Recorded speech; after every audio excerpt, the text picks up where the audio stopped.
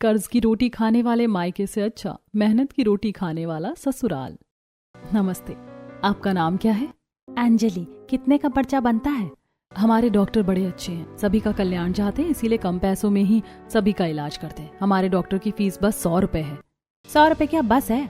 अगर तुम खुद कमाओ ना मेहनत करके तो पता चलेगा, लेकिन तुम्हारा काम तो बस कलम चलाना है। जल्दी से पर्चा बनाओ और बना कर दो, डॉक्टर से भी मिलना है। जी वैसे एक बात बता दूं, काम कोई भी आसान नहीं होता है, फिर चाहे वो बैठकर कलम चलाने का हो या कुछ और। गीता, अंदर आओ। आई डॉक्टर। जी बोलिए। अंदर से मुझे पैरासीटामोल टैबलेट और खांसी वाला सिरप दे दो। और हाँ, ये कुछ और टैबलेट्स हैं, इनको तुम दवाई में पीस कर लाना। जी डॉक्टर। ये तो बड़ी कड़ी दवाइयाँ हैं, पीस ही नहीं रही हैं। अरे कोई है, पर्चा कौन बनाएगा? डॉक्टर साहब आए हैं। गीता जल्दी से जाकर पर्चों का हाल देखो, बाहर लोग खड़े हुए हैं, जाओ। जी डॉक्टर, ये लीजिए, जो दवाइयाँ आपने कही वो मैंने सभी निकाल दी हैं। नमस्ते अम्मा जी, आपका नाम बताइए। अम्मा जी नहीं हूँ मैं, सुष्मिता नाम है मेरा। बस बीमारियों की वजह से मैं लगने लगी हूँ। माफ कीजिए मैडम, ये लीजिए आपका पर्चा। अभी जब अंदर से पेशेंट आ जाएगी तो आप चले जाना। गीता, अरे जल्दी से अंदर आओ। जी डॉक्टर।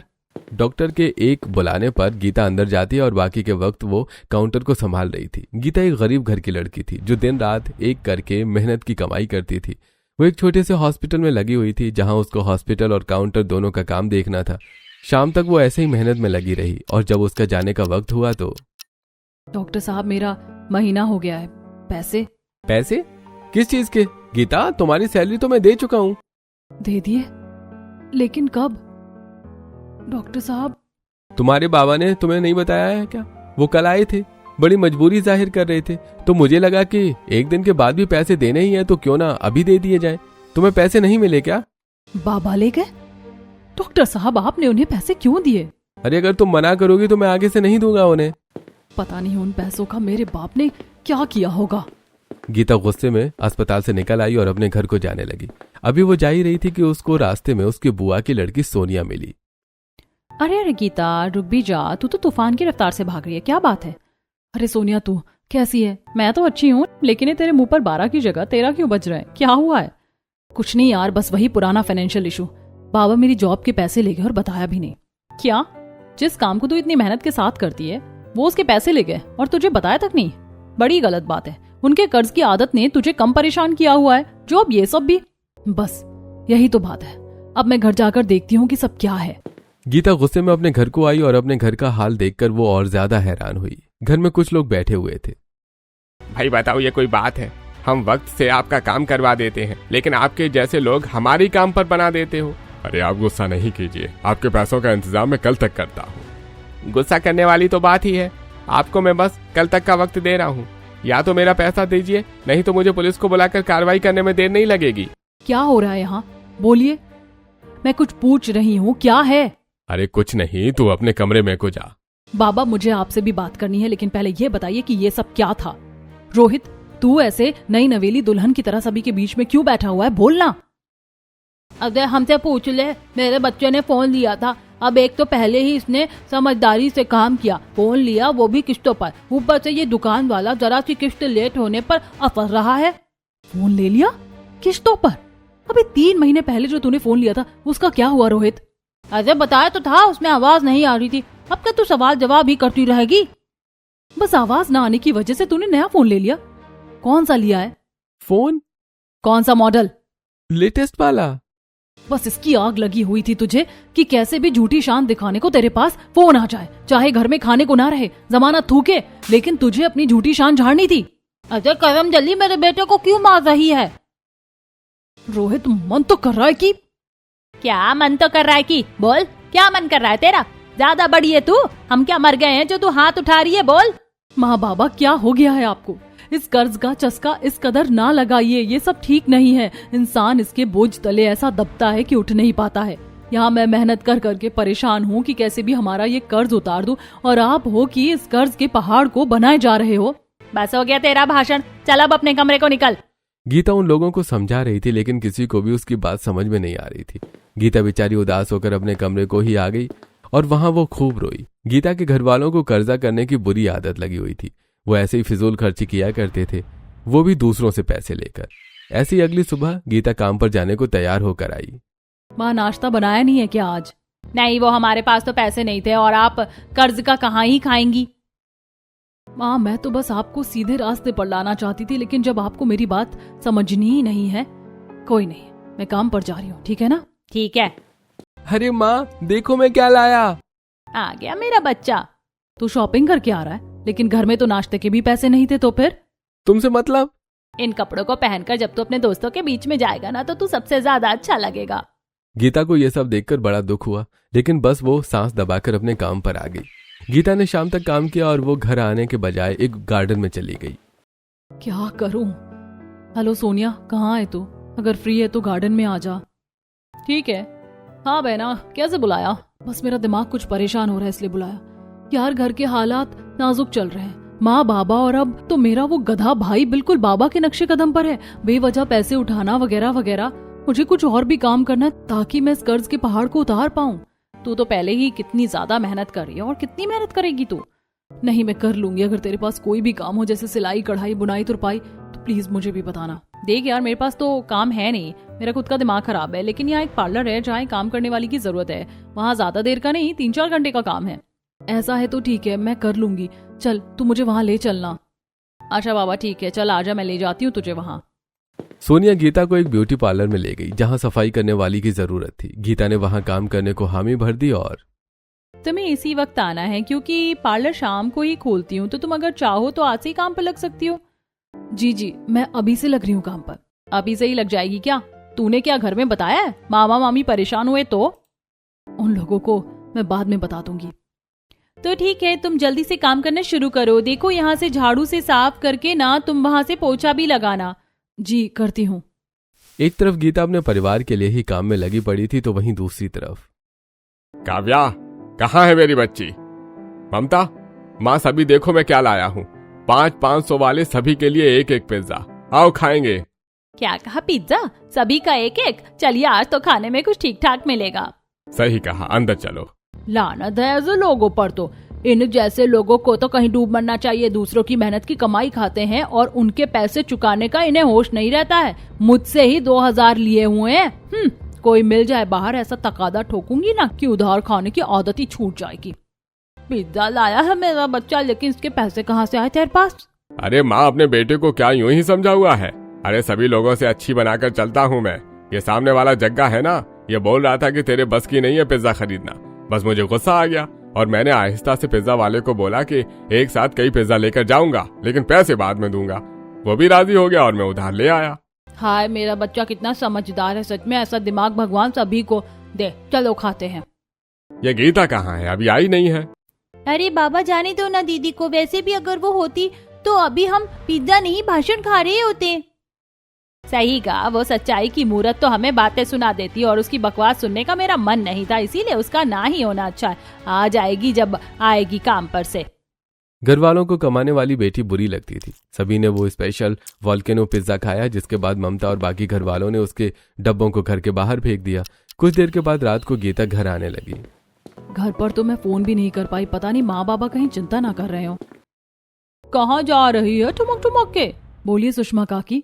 तेरी माँ ने बड़े मगरमच्छ के आंसू निकाल निकाल कर मुझसे पैसे लिए थे 2000 रुपए, और अब नजर भी नहीं मिलाती औरत। उनको कोई होश ही नहीं है कि लेने के बाद उधार चुकाना भी पड़ता। बता मैं क्या? सुषमा काकी माफ कर दीजिए, मैं आपके पैसे दे दूंगी। दिखावे में तो तुम्हारा परिवार सभी से आगे है भिखमंगो। अभी 10 रुपए लेने चले जाओ तो माथे का पसीना पैरों में होगा। इन आदतों को बदल लो, नहीं तो हर जगह से ना मुंह की ही खाकर आओगे। मुझे नहीं पता था कि माँ ने आपसे पैसे लिए हैं, नहीं तो मैं इतना वक्त कभी नहीं लगने देती। आपको आपके पैसे मिल जाएंगे, बस थोड़ा वक्त दीजिए। गीता बेचारी उदास और शर्मिंदा होते हुए आ गई। उसका मन पूरी तरह से बुझ गया था। अभी वो घर के बाहर ही पहुंची थी कि पिज्जा के डिब्बे? ये तो वही पिज्जा है जो पार्लर की तरफ बिक रहा था, लेकिन ये तो काफी महंगा था। क्या ये मेरे घर वालों ने खाया है? पिज्जा खाने के बाद ये कोक पीने का तो अलग ही मजा है। वाह वाह। अच्छा है कि वो गीता घर में नहीं है, नहीं तो पूरा मजा मिट्टी में मिल जाता। तू भी किसका नाम ले रहा है रोहित? अच्छे खासे मूड में आग लगा रहा है, उसको याद मत करो। इतनी बुरी लगती है माँ मेरी बातें? बोलिए। हाँ तू आ गई? हाँ, आ गई और सुन भी लिया सभी कुछ। माँ, मुझसे इतनी नफरत क्यों? मैं तो बस आपके ही बारे में सोचते हुए इस कर्ज से बचने को बोलती हूँ ना। अरे रोती शक्ल तेरे ये मगरमच्छ के आंसू देखने के लिए नहीं बैठे हुए हैं यहाँ। क्या जब देखो मेढकी जैसा मुंह बनाती रहती है। जा कमरे में को जा और चल, और ये ऐसा बुरा मुंह बनाकर नहीं दिखाना। आप लोगों का कर्ज उतारने को मैंने और काम बढ़ा दिया, लेकिन आप लोग कुछ समझें जब ना। आपको तो मैं बुरी ही लगती हूँ। मेरे तो मरने का इंतजार करते होंगे आप लोग। गीता ऐसे बोलते हुए अपने कमरे को चली गई, जिसके बाद वो कमरे में जाकर खूब रोई, लेकिन कोई उसके पास नहीं आया। क्यों भगवान जी, क्यों? मैं ही क्यों? अगर मुझे इन लोगों के बीच जन्म देना था तो मुझे भी उधारबाजी बना देते। इन सभी के बीच में ये ईमानदारी का कीड़ा क्यों पैदा किया आपने मेरे अंदर? बोलिए। गीता ने ऐसे ही सारी रात भगवान से सवाल किए। ऐसे ही अगली सुबह वो परेशान ही काम पर जाने को नीचे उतर कर आई और उसने कुछ देखा। ये क्या हो रहा है? माँ, बाबा? अरे अरे भाई आराम से, इसमें नाजुक चीजें हैं, आराम से उतारो। माँ, ये इतना सारा सामान किसका उतर रहा है? कोई तो कुछ बताओ। किसी ने कुरियर करवाया है क्या हमारे घर? हाँ करवाया है ना, तेरे जो लंदन वाले ताऊ जी है ना, वहाँ से आया है। माँ, मैं मजाक के मूड में नहीं हूँ, मुझे सच में जानना है कि ये सब मंगवाया है। ओ बहू, इसमें ना चवन्नी कम है, इसको ऐसे समझ नहीं आता। मैं बताती हूँ तुझे गीता, ये सामान हमने मंगवाया है। घर का सारा ही सामान, फ्रिज, कूलर, वॉशिंग मशीन, ये सब पुराने हो रहे थे तो ये मंगवा लिए। और टीवी वो भी बदल लिया, और एसी, और तेरे भाई के लिए एक बाइक, ये सब किश्तों पर लिया। ठीक है ना? इतना सब? लेकिन किस लिए? हमारे घर में जो सामान था वो काफी नहीं था माँ। देख गीता, मैं तेरी माँ हूँ, तू मेरी माँ नहीं है, समझ आया? इसीलिए मेरे आगे मुझे समझाना नहीं। निकल तू यहाँ से, अपने काम पर चल। गीता बेहद ही हैरान थी अपने घर वालों की इस हरकत से। वो कुछ बोली तो नहीं, लेकिन उसकी आंखों में आए हुए आंसू सब बता रहे थे। वो घर से काम पर आने को निकल गई, लेकिन वो एक अलग ही धुन में थी, जिससे उसको ये पता नहीं था कि वो कहाँ जा रही है। अरे वो लड़की, मेरे ट्रक के आगे से हट, समझ आया? नहीं तो कुछ नहीं हो सकता, बेकार है। मेरे घर वाले कभी भी नहीं बदल सकते और ये तय है। अरे लड़की हट जा, नहीं तो चढ़ाता हुआ चला जाऊंगा। अरे लड़की सुनो सुनो, तुम सुन रही हो? अरे सुनो, कहाँ है तुम्हारा ध्यान? हाँ? कौन हो तुम? पागल हो गई थी? उस ट्रक के आगे से हट क्यों नहीं रही थी? अगर वो तुम्हारे ऊपर उसको चढ़ा देता तो? बोलो। तो ज्यादा से ज्यादा क्या ही हो जाता। ऐसे भी मेरा इस दुनिया से जाने का कोई इरादा नहीं था, इसीलिए आपका शुक्रिया। मैं आगे से ध्यान रखूंगी। गीता ऐसे बोलती हुई चली गई। रवि बस उसको देखता रह गया। अजीब लड़की है, जो भी है खैर। ऐसे बोलकर रवि अपने रास्ते चला गया और गीता अपने मेडिकल स्टोर में चली गई। ऐसी कुछ देर बाद, हाँ, नाम बताइए। अरे आप तो अरे तुम तो वही हो ना जिसने सुबह मेरी जान बचाई थी। क्या इत्तेफाक है, आप और मैं दोबारा मिल गए। चलिए इसी बात पर एक हैंडशेक। क्या बकवास है? तुम्हें क्या लगता है कि मैं पागल हूँ? अच्छे से जानती हूँ मैं तुम्हारे जैसों को, तो रोजाना छत्तीस आते हैं और जाते हैं। तुम्हें क्या लगता है कि तुमने मुझे बचाया और मुझे तुमसे प्यार हो गया और अब मैं तुम्हारी फैन हो गई हूँ और तुम्हारे बिना नहीं रह सकती हूँ? बोलो। नहीं, ऐसा नहीं है। यहाँ मेरा पीछा कर रहे थे ना तुम? ऐसा कुछ भी नहीं है मेरी माँ, चुप हो जाओ। ये देखो, खून बह रहा है। अपने काम पर था और चोट लग गई थी, तो बस उसी के लिए दवाई लेने आया हूँ। अब जल्दी से पर्चा बना दो। माफ कीजिए, गलती हो गई। ये लीजिए आपका पर्चा। गीता ने घबराते हुए रवि को उसका पर्चा बनाकर दिया। ऐसी रवि पट्टी करवा कर चला गया और शाम को गीता अपने पार्लर वाले काम पर आ गई। क्या बात है, तुमने आने में बड़ी देर कर दी आज? वो मेडिकल हॉस्पिटल में आज ज्यादा मरीज थे तो इसीलिए देर हो गई। हॉस्पिटल अपनी जगह है, लेकिन मेरे पास भी तुम काम ही करने को आओगी, और ऐसा नहीं है कि मैं तुम्हें इसके बदले में कुछ दूंगी नहीं। इसीलिए वक्त से आया करो, और पार्लर भी चलने वाली जगह है। चलो, अब यहाँ कोई कस्टमर तो आया नहीं है, इसीलिए झाड़ू को तो रहने दो, बाहर से तुम सफाई कर दो। अच्छा जी, करती हूँ। संगीता की बात को सुनकर गीता बाहर की सफाई करने को चली गई। अभी वो बाहर गई ही थी कि तभी, अरे तुम, अब तो पक्का हो गया ना कि तुम मेरा ही पीछा कर रहे हो? अरे नहीं, मैं पीछा नहीं कर रहा हूँ, माँ कसम। मैं तो बस यहाँ से गुजर रहा था। यहाँ मेरा घर है, अब क्या अपने घर के रास्ते भी न जाऊं? अच्छा, माफ करना, मैंने फिर से शक किया। वैसे अच्छा ही है कि आप मुझे मिल गई। ये लीजिए, आपको जब ट्रक के सामने से बचाया था तो आपका रुमाल गिर गया था। आपका शुक्रिया। अरे वैसे लगता है कि आप बड़ी ही मेहनती हैं, तभी तो कभी यहाँ काम करते दिखाई देती हैं, कभी वहाँ। हाँ, तो मेहनत करने में क्या बुराई है? कम से कम कमाई अपनी और इज्जत वाली तो होती है। वैसे आप ये क्यों पूछ रहे हैं? क्योंकि मेहनती लोग कम होते हैं ना। वैसे मेरा नाम रवि है, आप मुझे जान गई हैं। मैं आपको और आप यहाँ काम भी करती हैं, तो चलिए दोस्ती कर लेते हैं। मैं ऐसे ही किसी से दोस्ती नहीं करती। मजाक था, आज से हम दोस्त हुए, ठीक है ना? गीता और रवि ने हाथ मिला लिया। उसके बाद वो दोनों पक्के दोस्त बन गए। रवि गीता से बोलकर अपने घर को निकल गया और गीता अपनी राह आ गई। ऐसी कुछ दिन और गुजर गए और अब गीता और रवि की दोस्ती बस दोस्ती नहीं थी, बल्कि वो एक दूसरे को पसंद भी करने लग गए थे। ऐसी आज के दिन गीता हॉस्पिटल में थी कि तभी उसके पास रवि आया। गीता। हाँ, क्या हुआ रवि, बोलो। मुझे नहीं पता कि यह सुनकर तुम किस तरह से बर्ताव करोगी। हो भी सकता है कि तुम मुझसे कभी भी बात ना करो, लेकिन यह बात मैं और नहीं छिपा सकता हूँ। मैं तुम्हें पसंद करता हूँ गीता, और आज से नहीं, उस दिन से ही, जिस दिन से मैंने तुम्हें देखा था। तुम्हारी तस्वीर मेरी आंखों में बस गई थी। मुझे कोई लड़की ऐसी नहीं लगी जैसी तुम हो। अब मुझे नहीं पता कि तुम्हारा क्या जवाब है, लेकिन मैंने अपने दिल की बातें तुमसे कह दी हैं। मुझे भी तुम बहुत अच्छे लगते हो रवि, और सभी से ज्यादा जरूरी बात, तुम एक अमीर नहीं लेकिन मेहनती लड़के हो। क्या सच में गीता? मैं भी तुम्हें पसंद हूँ? तो ठीक है, अब तुम ही मेरी पत्नी बनोगी। मैं तुम्हारे बारे में अपने घर में बता दूंगा, तुम भी बात कर लेना। रवि की बात पर गीता मुस्कुरा दी, जिसके बाद वो अपने घर आ गई। उधर रवि ने अपने परिवार में गीता के बारे में बता दिया था। गीता बड़ी ही अच्छी लड़की है माँ, बाबा। वो बहुत मेहनती है और मेहनत की कमाई करने वालों को पसंद करती है। ठीक है, तो उस लड़की को हम अपने बेटे के लिए देख आएंगे। वैसे भी एक प्यारी सी गुड़िया से मुझे अपने रवि की शादी करनी है ना। रवि अपनी माँ बाप की बात सुनकर खुश हो गया, लेकिन जब गीता ने अपने घर में बताया तो कितने गज जमीन है लड़के के पास?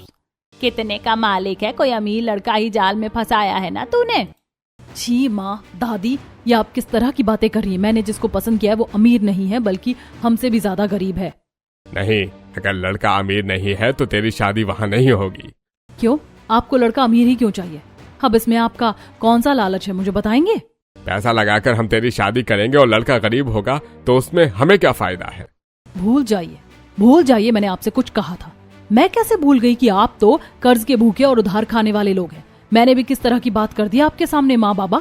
रहने दीजिए कि मैंने कुछ कहा था। मैं अब रवि से ऐसे शादी कर लूंगी कि आपको भनक भी नहीं पड़ेगी। सोचना भी नहीं। तू अगर ऐसे शादी करेगी तो हमारी क्या इज्जत रह जाएगी? ओहो, वैसे भी तो बहुत इज्जत है ना हमारी।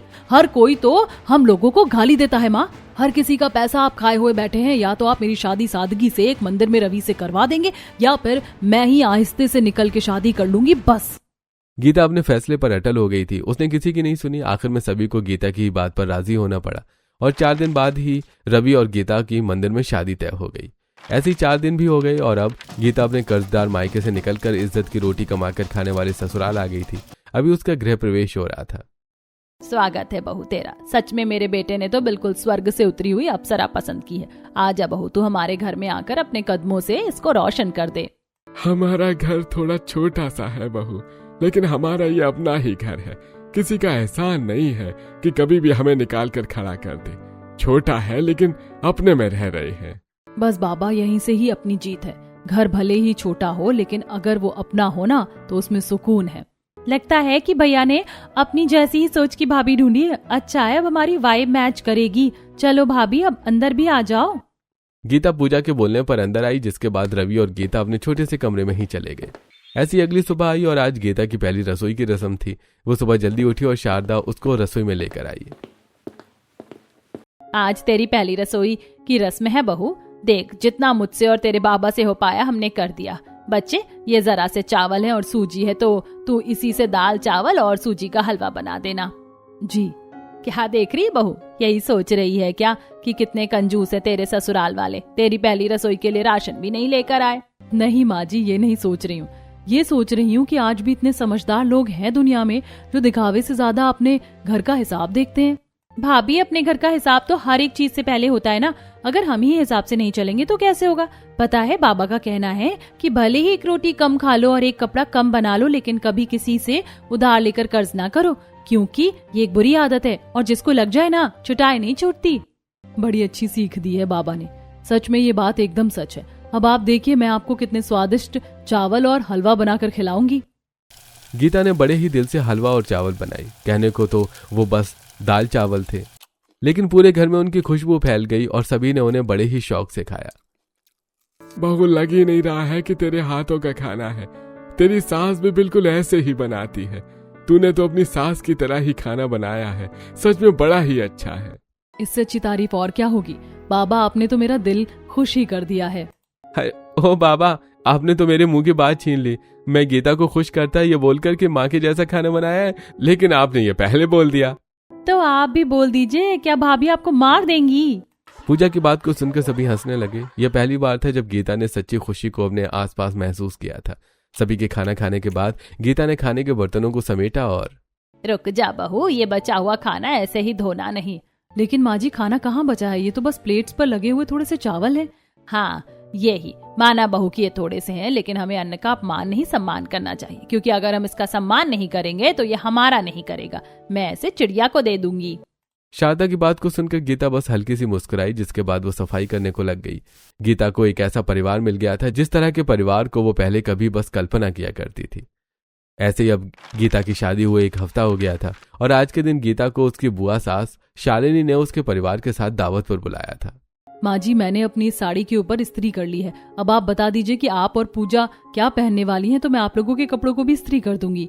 माँ, मेरे पास तो कुछ भी नहीं है पहनने को। बेटा देख ले ना, कुछ ना कुछ तो मिल ही जाएगा। अब मुझे ही देख ले, मेरे पास भी कुछ नहीं था, लेकिन ढूंढने पर एक पुरानी साड़ी मिल गई। अब किसको पता है कि ये कौन से सन की है, मैं तो पहन जाऊंगी।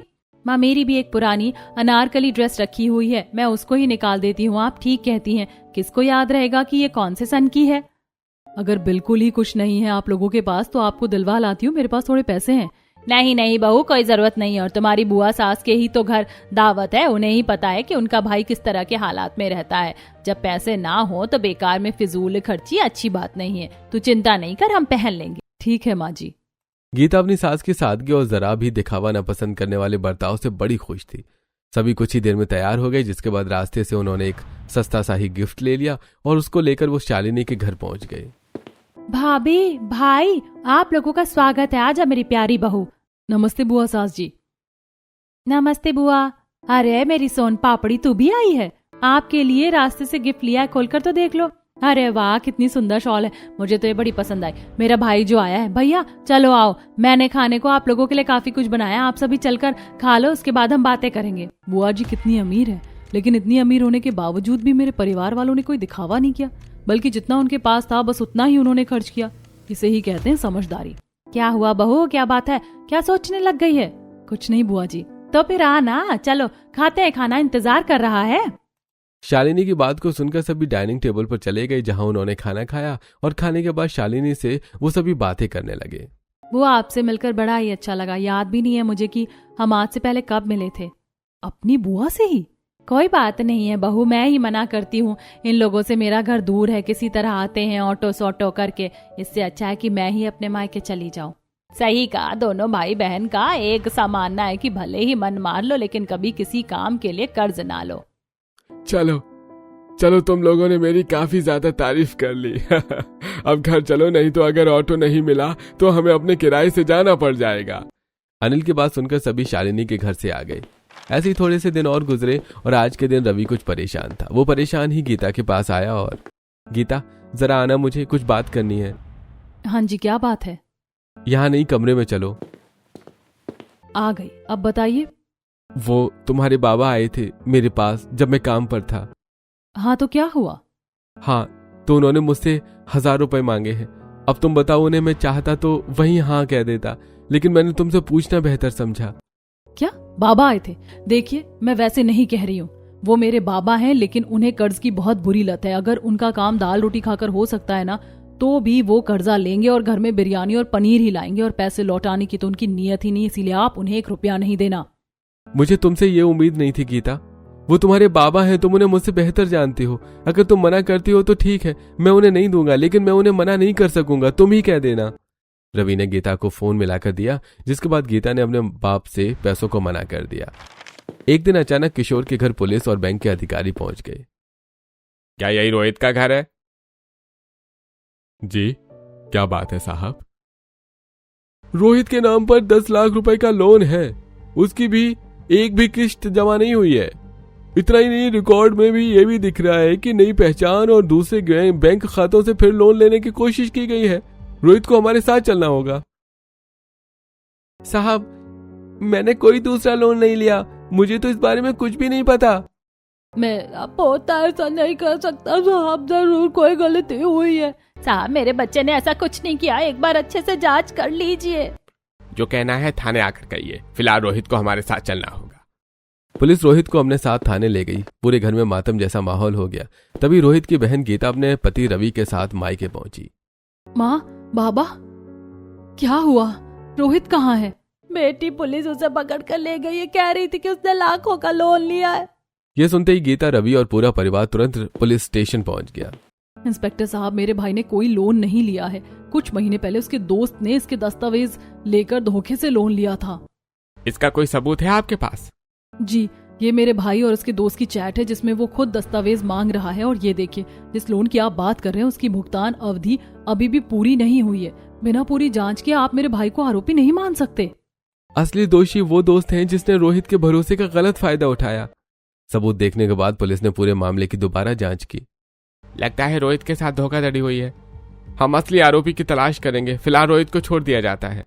रोहित के छोड़ते ही पूरे परिवार ने राहत की सांस ली।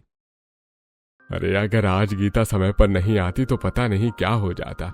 मुझे माफ कर दो। आज के बाद मैं किसी भी कर्ज के पीछे नहीं भागूंगा। मैं हमेशा समझाती रही कि मेहनत करना सीख लो, कर्ज की जिंदगी छोड़ दो, लेकिन मेरी बात किसी ने नहीं मानी। आज देख लिया ना, एक छोटी सी लापरवाही पूरे परिवार को कितनी बड़ी मुसीबत में डाल सकती थी। इतना कहकर गीता अपने पति के साथ अपने ससुराल चली जाती है और सभी मायके वाले पछतावे में बैठे रह जाते हैं। दोस्तों, आजकल फर्जी लोन और फ्रॉड ऐप्स की वजह से न जाने कितने युवा अपनी मेहनत की कमाई और भविष्य दोनों गंवा रहे हैं। क्या आप कभी किसी ऐसे ही फ्रॉड का शिकार हुए हैं? कमेंट बॉक्स में कमेंट करके जरूर बताइए।